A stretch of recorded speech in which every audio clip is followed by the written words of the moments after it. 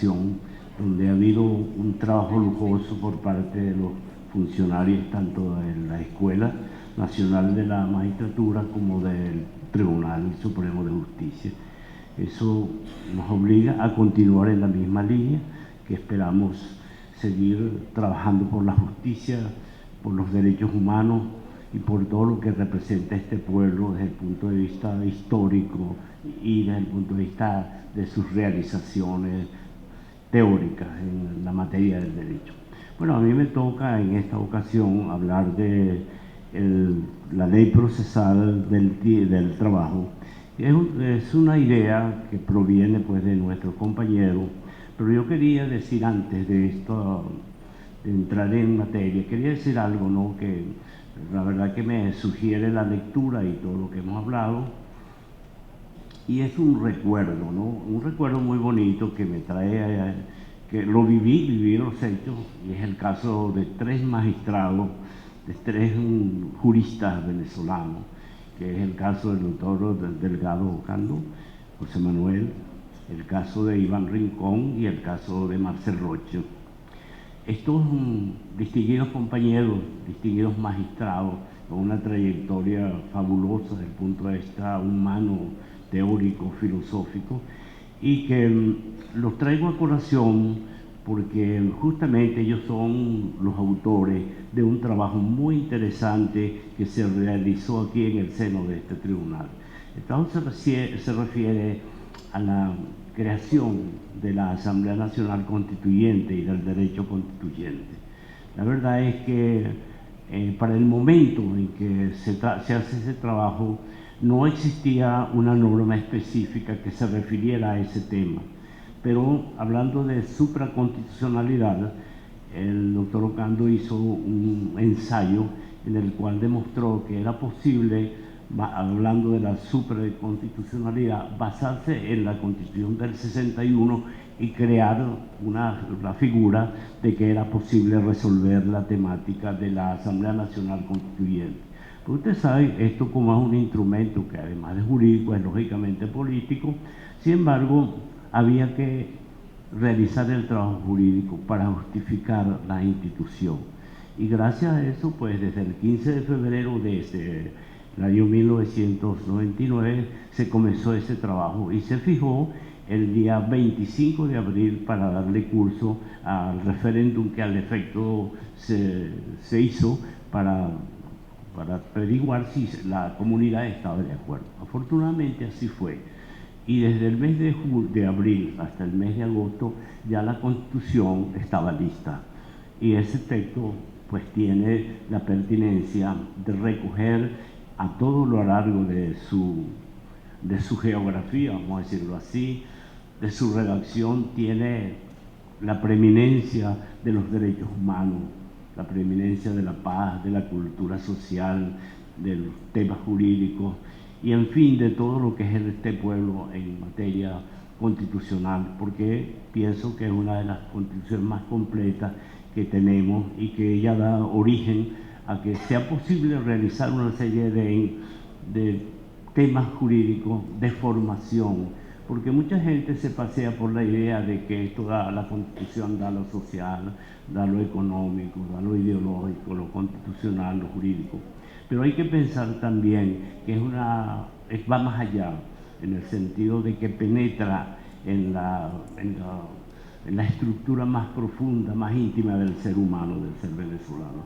Eso es la Constitución, y realmente no se trata de un tema o de una realización meramente jurídica, sino humana. Y justamente uno de los capítulos más interesantes que tiene la Constitución, desde el artículo 1 hasta el capítulo 3, que es el mejor título que yo considero, habla de los derechos humanos y es un desarrollo extraordinario. Ya a partir de ese desarrollo yo creo que será todo lo demás. Entonces quería decir que qué bonito es ese recuerdo para estos compañeros magistrados que pudieron tener la dicha, la suerte, la inteligencia, la voluntad de hacer un trabajo que es la fundación del Estado jurídico de derecho y de justicia que tenemos en nuestro país. Si uno lee las ponencias, las sentencias que se publicaron en un librito por parte de este tribunal, uno queda convencido de que se justificó en ese momento enfrentar todas las adversidades, todos los problemas de política doméstica con un texto que realmente rebatió todos los argumentos para hacer posible la constituyente, ¿no? Que hoy todavía la tenemos y la tendremos porque facilita mucha realización.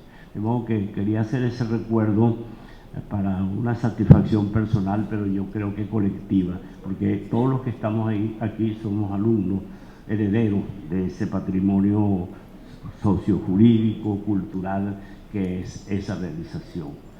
De modo pues que no es extraño ni raro que continuamente se hable de la constituyente, y la prueba la tenemos en todas las realizaciones que hemos hecho. Dicho esto, sí, entonces me toca conversarles, hablarles dentro del tiempo fijado del tema que tiene relación justamente con la constituyente, justamente con la Constitución. Nosotros hemos tenido una suerte enorme porque nos tocó en el inicio de este proceso constituyente y de este proceso constitucional estar aquí y hacer un trabajo en tres sentidos. Uno, trabajamos la Ley Orgánica Procesal del Trabajo, trabajamos la Ley de LONGA y trabajamos también todo lo que es la temática constitucional y finalmente la última Ley Orgánica de los Trabajadores y Trabajadoras, que tuvo el soporte de lo que acabo de decir. Envolver todas estas ideas sobre el concepto justicia y proceso, bueno, es factible, porque cada una de esas leyes tiene las dos notas, y yo creo que lo remarcable sería explicar un poquito, porque aquí hay mucha gente nueva que a lo mejor no lo sabe, cómo fue que se hizo este trabajo. El de la Ley Orgánica Procesal del Trabajo se inspiró netamente en la Constitución. Diríamos que es una ley constitucional, porque ahí se destaca el artículo número 2 de la Constitución, que dijéramos una apertura para entrar a un mundo jurídico muy interesante, ¿no? Ahí se destaca el tema de los derechos humanos del trabajador.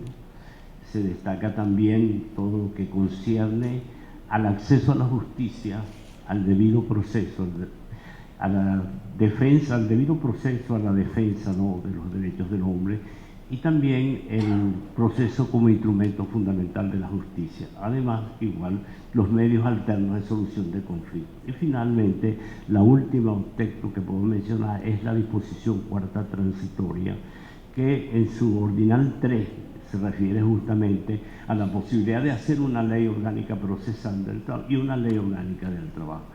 Esa enmienda nosotros la tomamos, o esa disposición, vamos a decirlo más exactamente, la tomamos como la guía para realizar la primera ley, que fue la Ley Orgánica Procesal del Trabajo. De modo que la fuente primaria sería esta. Una fuente que también nos sirvió de base para construir la ley fue el Código Procesal Civil Modelo para Iberoamérica. Ese código tiene la fortuna de que fue realizado aquí en Caracas su primera gestión, su primera sesión, y fueron jueces muy notables de entonces y abogados muy notables los que trabajaron junto con juristas uruguayos, argentinos, mexicanos, bueno, con toda la playa de estrellas que tiene la cultura latinoamericana. Ese trabajo, entonces, tiene por fuente eso. Ahora, ¿qué escogimos de las bases de este instituto jurídico? Escogimos el tema de la oralidad. Nos parecía que la oralidad tiene la inmediación, la concentración y publicidad como elementos básicos para hacer un trabajo de esa categoría. Y el doctor Mora, que fue el padre de la idea de hacer esa ley, junto con todos los que estábamos a su alrededor, logramos entender cómo era posible que también dentro de los medios alternos figuraba la conciliación, la mediación y el arbitraje. Dicho sea de paso, nosotros hemos descartado, ustedes lo habrán notado, todo lo que se refiere al arbitraje, porque teníamos una experiencia del derecho laboral normal de que no era no era bueno para los trabajadores, inclusive para los propios empleadores, el tema del arbitraje en materia laboral.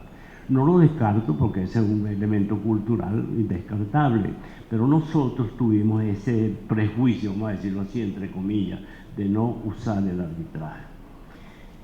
Desde luego no lo condeno porque evidentemente en materia mercantil, en materia civil, en una cantidad de materias, hasta en derechos humanos y en derechos políticos es factible utilizar esa vía, ¿no? De modo que, tomando como base la oralidad, pensamos nosotros que era un remedio para abatir la litigiosidad, la morosidad. Sin embargo, eso no es cierto del todo y tampoco la oralidad lo resuelve todo. La oralidad hay que ubicarla en el sitio que le corresponde, con toda la prudencia del caso, donde se necesite y además tener elementos humanos y materiales que la realicen bien. Una reclamación para nosotros sería que la mediación, por ejemplo, y la misma conciliación no son obligatorias y el juez no las puede imponer, pero la ley sí establece la oralidad y la mediación como requisitos indispensables para hacer el trabajo judicial. De modo que cuando nosotros construimos la ley, en los primeros artículos de esa ley aparecen los medios alternos de solución de conflictos, pero no es porque sea un recuerdo de lo que representó el Código Procesal Modelo para América, sino que nosotros lo tenemos en la Constitución. El artículo 258 de la Constitución es claro, incorpora los medios alternos de solución de conflictos.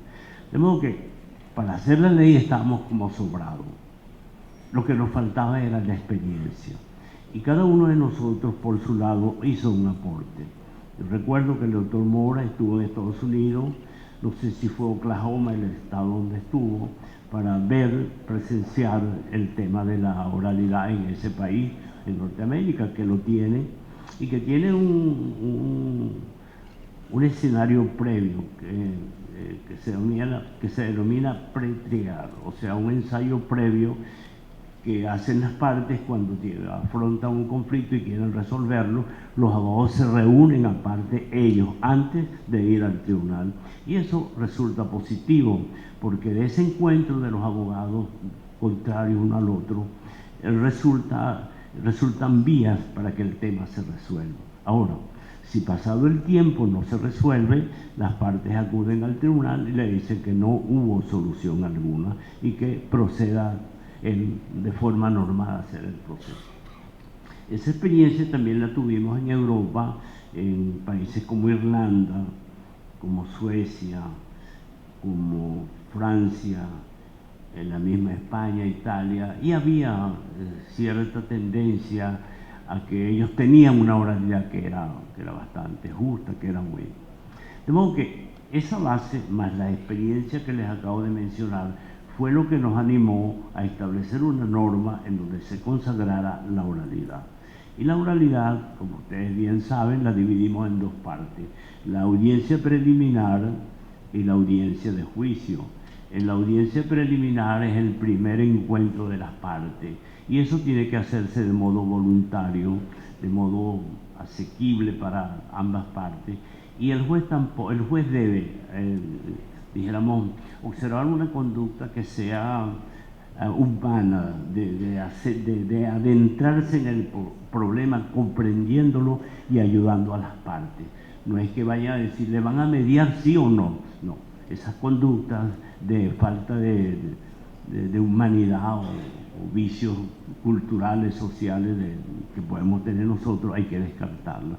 La mediación como tema es simplemente una herramienta. No vamos a decir que no resuelve, no, pero ayuda. La conversación es útil y desde luego ahí nace la negociación. El tema de la mediación, como nosotros lo vimos, daba lugar a hacer un examen completo. Y hay trabajos muy rematados, muy bien hechos, que hablan, por ejemplo, de lo siguiente. Si usted es juez mediador, primero debe tener un comportamiento afable, decente, culto, con la gente que está en su entorno. Esto no sale sobrando, no vayan a creer. Eso es una experiencia que hemos visto en nuestro sistema. Entonces, esa entrada del juez, donde los anima, donde les da un aire de buen modo, de buenos modos, contribuye a que las partes se sienten y comiencen a hablar. Está permitido que el juez llame aparte a uno y al otro, y de acuerdo con las orientaciones que ambas partes tengan, el juez puede ir orientándose para ver cuál es el problema principal que tiene esa causa y cómo abordarlo. Eso ha sido una experiencia que la han vivido nuestros jueces, tanto en materia laboral como en materia de protección y ahora en materia civil y después en todas las materias que hay aquí, que nos sea necesario utilizar ese mecanismo. Y después de que el juez conversa con las dos partes, se trata de buscar cuál es el problema, que ya él con esa conversación está enterado. Y después de que se descubre el problema, ¿cómo lo vamos a abordar? Queda uno, queda el otro. ¿Y qué puedo hacer yo con ello para que la solución que está en este sentido sea abordada, sea tomada por ambos? Este mecanismo, que es una cosa mecánica, vamos a llamarlo así más bien, permite una conversación, un diálogo y posiblemente llegamos a una solución. En los primeros días de nuestro trabajo con la mediación se lograron muchos casos y el porcentaje en la materia laboral se elevó bastante favorable a la idea que teníamos. Ahora, después la gente, por la costumbre, yo creo, y también porque muchas veces hay un problema que tenemos nosotros, y el problema consiste en el cambio de jueces o en la llegada de jueces nuevos. El juez nuevo está perdido, vamos a decirlo así entre nosotros íntimamente, ¿no? Está perdido porque no sabe qué fue lo que pasó antes y nosotros tenemos que ayudarlo, es nuestra obligación. Nosotros hemos planteado aquí en la Escuela Nacional de la Magistratura la idea de visitar todo el país con un mensaje de acercamiento a la justicia y en la cual incluimos este elemento. Le decimos, mira, no es forzar a nadie para que convenga, no, es convencerlo de que hay una posibilidad de solucionar el problema de buenas maneras y que queremos bien todo. Eso creo yo que es un mensaje que debemos repetirlo siempre y es nuestra idea, porque nadie nace sabido, nadie. Yo no sé cuántos años tendría yo en el ejercicio cuando me presentan estos, muchos años. Hay gente que son de naturaleza conciliadores, que son proclives a resolver un tema así, pero hay gente que no. Entonces están en su derecho de decir que no, pues ¿cuál es el problema? Que digan que no. Pues hay que ir trazando un camino para que estas personas lleguen al buen modo de decir, bueno, vamos a ver si es posible resolver. Déjame consultar, esa es la palabra más usada. A ver qué le conviene a mi cliente. De modo que esa fue la experiencia que nosotros tuvimos aquí. Yo creo que es una experiencia que se debe transmitir a los nuevos jueces y que en los tribunales haya, antes de ir a hacer ningún gesto, acto jurisdiccional, se reúnan previamente una hora y media y hablen de los problemas que cada juez tiene con el tema de los medios alternos de solución de conflictos. Porque yo les estoy hablando de la mediación, sí, porque considero que es lo más alto que hay, pero no descartar la conciliación. El tema conciliatorio tiene un margen de mucha validez. Tanto es que, aunque parezca raro, históricamente, cuando se inicia el proceso laboral en Venezuela, hubo el medio conciliatorio. Eso fue incorporado por los inspectores del trabajo y por los abogados que estábamos presentes en aquel momento allí en esos hechos, y eso solucionó muchas cosas. Después eso aparece en la ley consagrando una práctica y después de que está en la ley comenzamos a trabajar. No hay nada más terrible que una huelga, ese es un hecho muy problemático, pero la huelga sirve para llamar la atención, para resolver cosas, y yo creo que en este sentido bien vale la pena entonces ensayar también la conciliación. Muchos patronos, después de haberse visto envueltos en un conflicto, hasta agradecen que ese conflicto se haya producido, porque en lo sucesivo ya tienen las reglas de cómo afrontar los nuevos problemas. Yo creo que eso es de gran utilidad. Bueno, les hablé entonces de los dos medios alternos, la conciliación y la mediación, como base para resolver los conflictos y que tienen una base social preeminente. Ahora me tocaría hablarle de un poco el origen de la ley. Estamos como mezclando el pasado con el presente, pero visto que explicamos el nacimiento de la ley, convendría gastar unos minuticos pensando en cómo fue eso antes. La verdad es que ustedes recuerdan todo y todas que nuestra ley del trabajo nace en 1936, el 16 de julio de 1936. Y luego nace el reglamento de la ley del trabajo en 1938. Y en 1940 se hace la ley orgánica de tribunales y procedimientos del trabajo, que es la abuela de la ley orgánica procesal del trabajo. Y con esa ley fue que desde el año 40 hasta el año 2000 se trabajó. Y esa ley orgánica de procedimientos y tribunales del trabajo tuvo un inconveniente, y fue que ella se guió netamente por el Código de Procedimiento Civil. Y ya el doctor Humberto Cuenca, se lo oí varias veces en que estuve con él, y se reía de su gracia, que era que él decía, bueno, pero es que esa ley es muy fácil. Imagínate tú que es agarrar el Código de Procedimiento Civil y partirlo por la mitad los lazos, y ya está, con eso está resuelto todo. Entonces, con lo cual me dijo, mira, ahí no hay ninguna innovación, ahí es que la gente tuvo pereza de pensar profundamente cómo abordar un proceso laboral de vanguardia, sino que si la contestación de la demanda era en el 26º día, ellos lo partían por la mitad, en el 13º día sería el acto. Entonces, después la notificación.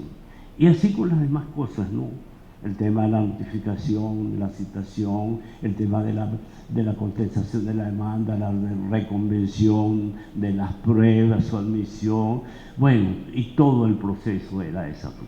Pero nosotros, a pesar de eso, la cultura jurídica de ambas partes, de los trabajadores y de los patronos, más de los patronos que de nosotros, dio para que se resolvieran muchísimas causas con ese instrumento. Y hay un libro que es un emblema para el recuerdo de quienes tuvimos la oportunidad de verlo, que es la jurisprudencia que recopiló el doctor Febres Cordero, un abogado merideño muy notable, y que sirvió de mucho porque él recogió, desde que se publica la ley, hasta que al año 1950, pues la ley se publicó en el 40, y ya él para el 50 tenía una jurisprudencia. Y da la casualidad que esa jurisprudencia, gracias a la creación de los jueces y de los abogados, mejoró mucho ese proceso, lo mejoró bastante.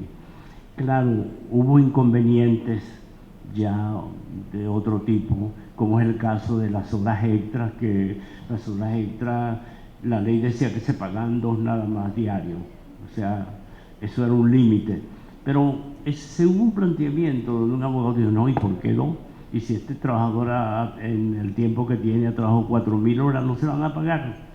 Entonces se hizo una sentencia que, a pesar de la negativa a pagar más de las 2 horas, se acordó en esa sentencia de 1960 resolver el tema diciendo que no era posible que el patrono se enriqueciera ilícitamente sobre la base del trabajo ajeno. Y era una verdad.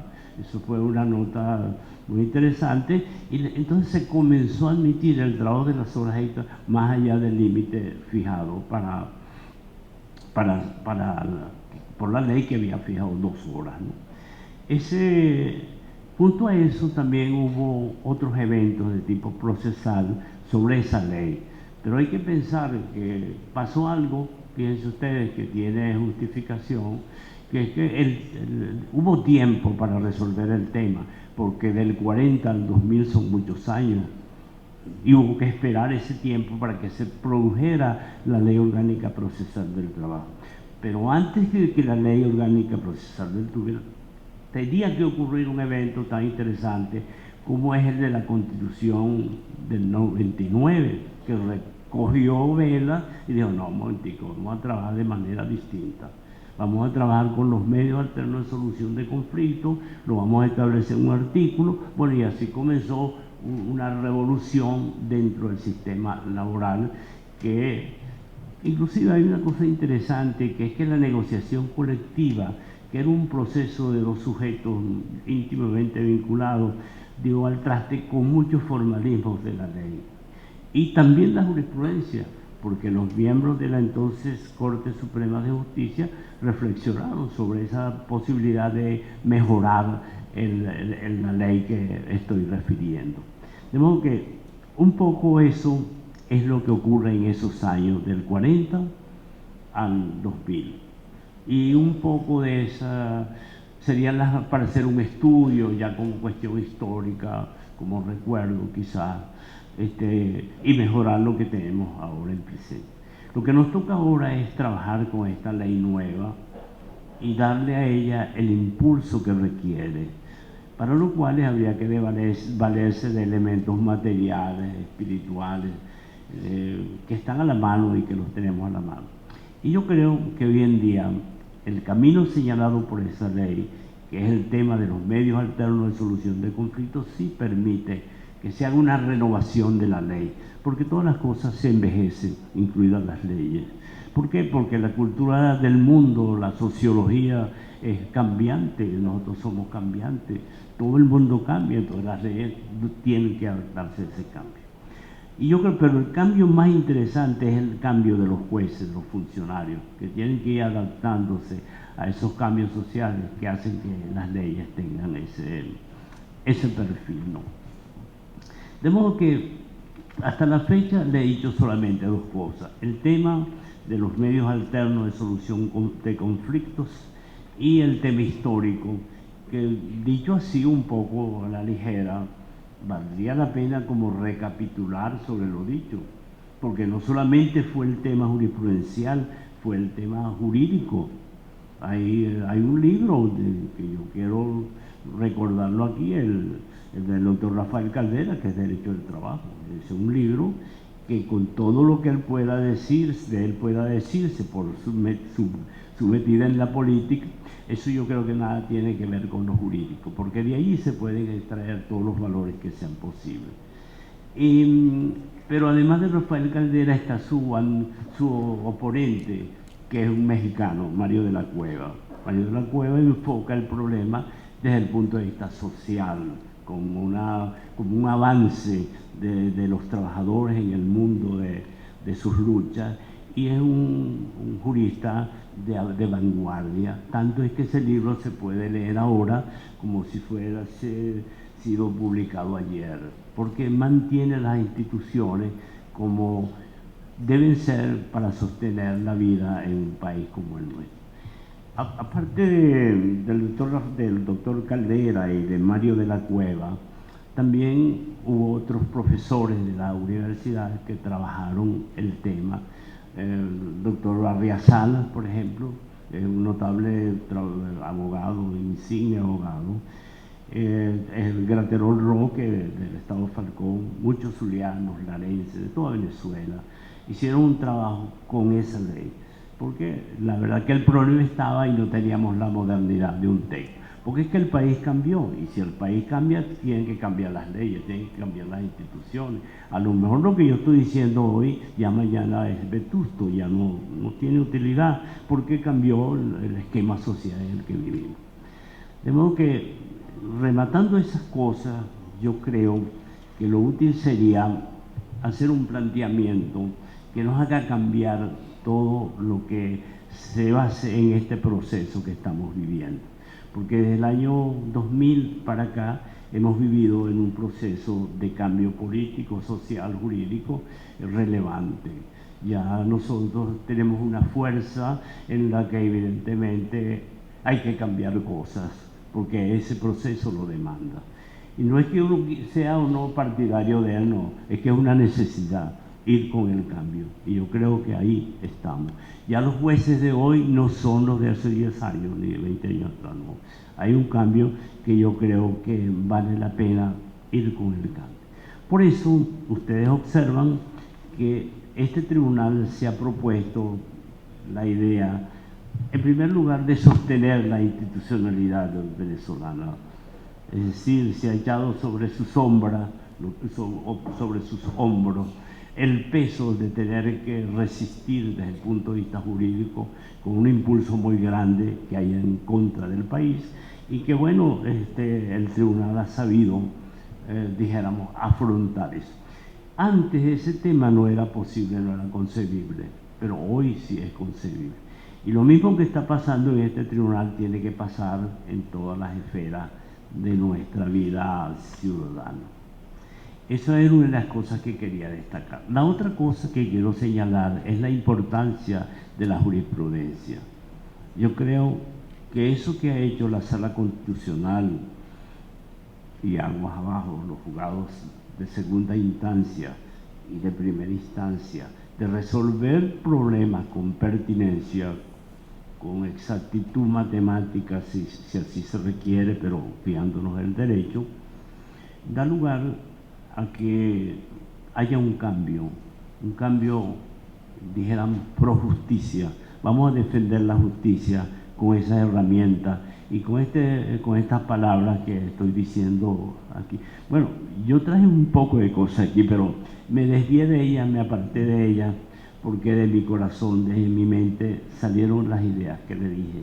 Y no me atuve para nada a este papel, que me costó mucho escribirlo, ¿no? Pero se lo confieso con humildad, con sinceridad, ¿no? Eso es lo que me ha pasado.